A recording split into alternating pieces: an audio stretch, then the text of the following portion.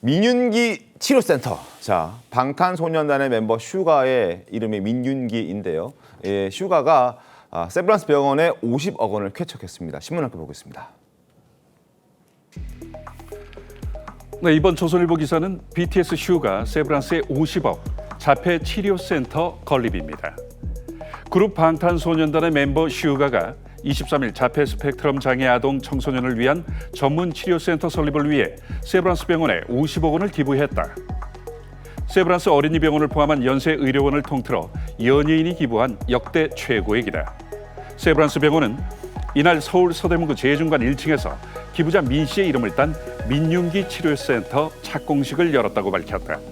9월 완공되면 자폐를 비롯한 소아청소년 정신질환을 위한 종합치료 연구 공간으로 운영된다. 자, 안 기자님, 연세의료원 전체를 통틀어서 연예인 기부금으로는 역대 최고액이라고 들었습니다. 네, 엄청난 금액이죠. 네. 근데 기부는 돈의 크기보다 마음의 크기가 중요합니다. 이 기부가 또 의미가 있었던 게 BTS 활동을 하면서 슈가는 그동안에도 계속적으로 이런 건강 심리 문제, 특히 청소년 우울증에 관심이 많았다는 겁니다. 네. 실제로 지난 2021년 슈가를 포함한 BTS 멤버들이 UN 연설을 할 때 청년 세대들에 대한 위로를 전하기도 했었죠. 네. 이랬던 슈가가 지난해 11월부터 이 해당 병원 전문의와 계속적으로 상담을 하는 과정에서 이 자폐 스펙트럼 환자의 경우 10년 이상의 중장기적인 치료가 필요하고 이를 위한 센터가 필요하다는 이야기를 듣고 여기에 본인이 50억 원을 쾌척하겠다는 마음을 먹게 된다는 건데 네. 사실 이 50억 원 이상의 가치가 있는 게 최근에도 보면은 이제 자폐 스펙트럼이나 여러 가지 우울증 증세가 늘고 있는데 중요한 건 여기에 대한 편견이 많다는 거죠. 이번 기부를 통해서 이런 사안이 얼마나 큰 중장기적인 치료가 필요한 사안인지에 대한 공감대가 형성됐다고 볼 수 있습니다. 알겠습니다. 양은경 변호사님, 그리고 이 세브란스 병원이 50억 기부금을 어떻게 쓰겠다는 겁니까? 일단 지금 오는 9월 그 민윤기 치료센터를 완공할 예정이라고 하고요. 네. 사실 이게 자폐 스펙트럼이라는 게 범위가 굉장히 넓습니다. 일상생활이 거의 불가능한 중증 자폐도 있지만은 네. 과거에 아스퍼거라고 하는 그 사회적 의사소통에 문제가 있는 그런 아이들도 이제 다 자폐 스펙트럼에 들어가거든요.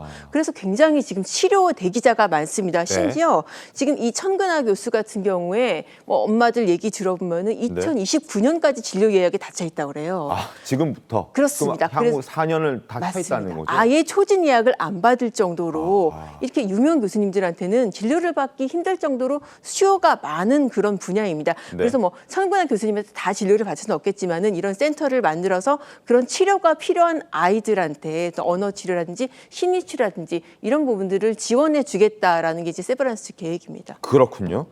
성채원 부위원장님, 예. 그리고 병역 의무를 마친 후 첫 행보는 훈훈한 어떤 기부의 기사로 장식이 됐지만 소집 해제 당시에는 사실 과거 음주운전 논란도 있었잖아요. 예. 예. 그거에 대해서 이번에 또 재차 사과를 했습니다. 네. 저는 바람직한 행보라고 보고요.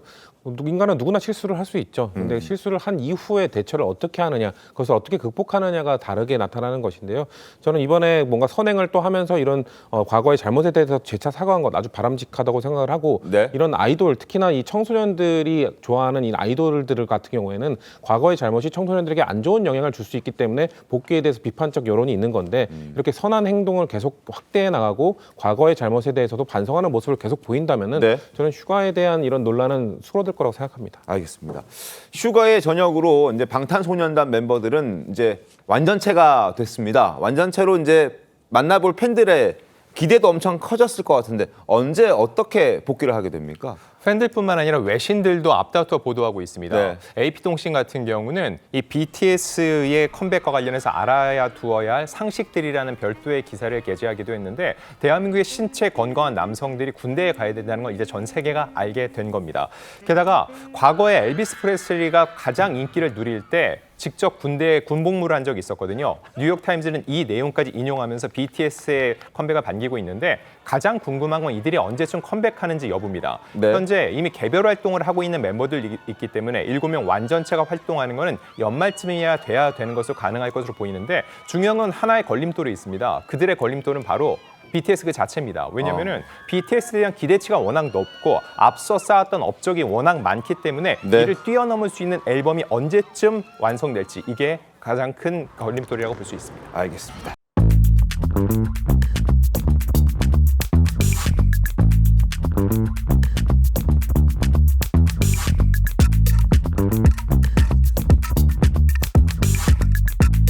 있습니다.